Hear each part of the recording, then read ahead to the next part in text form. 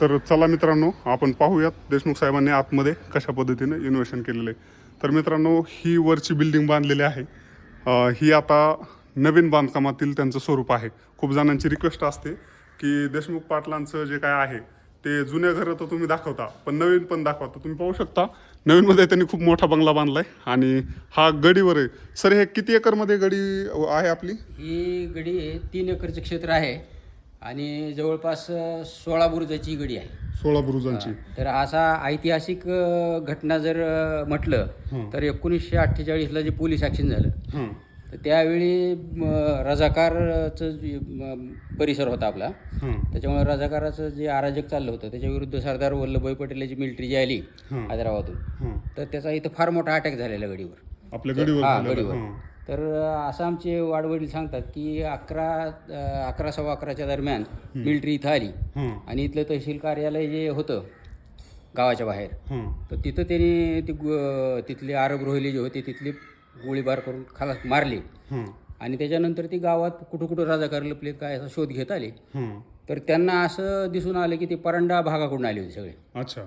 तर परंडा भागाकडून सगळे रजाकाराचा नाश करीत येत असताना त्यांना सगळ्या मुसलमान लोकांच्या गड्या आढळल्या. आणि हिंदूची काही नव्हती. आता आम्ही आहेत ब्राह्मण समाजाची, पण एकमेव आमचे ब्राह्मण आणि हिंदू समाजाची गडी होती. त्यांना वाटलं की ही सुद्धा मुसलमानाची समाजाची आहे. मग त्याच्यानंतर त्यांनी सगळीकडून घेरा घातला आहे गडीला आणि मोठमोठ्याने पुकारायला. आता आम्ही ब्राह्मण समाजाचे लोक असल्यामुळे सगळे घाबरून बसले घरामध्ये आणि गावामध्ये रजाकार आले म्हणून असे हुल उठली आणि त्यामुळे सगळे खालचे लोक जे आहेत ते पत्र्याचे घरं होते त्यांचे, मग ते सगळे आश्रयाला आमच्या इकडे आले. आश्रयाला आले, गडीचा मोठा वाडा असल्यामुळे चला आश्रयाला आता येऊन बसले लोक, गडी माणसं हे ते सगळे. इव्हन मुस्लिम समाजाचे सुद्धा लोक, म्हणजे संबंध एवढे चांगले होते ते सुद्धा सगळे आश्रयाला आले. आश्रयाला आल्यानंतर त्यांनी पुष्कळ गोळीबार केला, हे केला.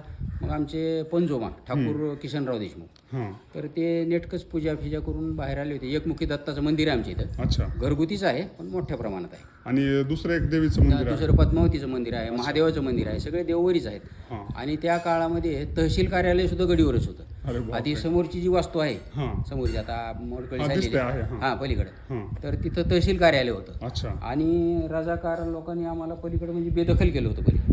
तर त्या रस्त्यापासून अलीकडचा भागच आमच्या ताब्यामध्ये होता. इथं मोठं असं लाकडी मोठं कमान होती आणि त्याच्यामधून मेन्यामधून आम्ही जायचे दसऱ्याला ह्याला त्याला खाली, ते असं सांगायचे मागं काळ. तर पोलीस ॲक्शन शेवटी त्यांनी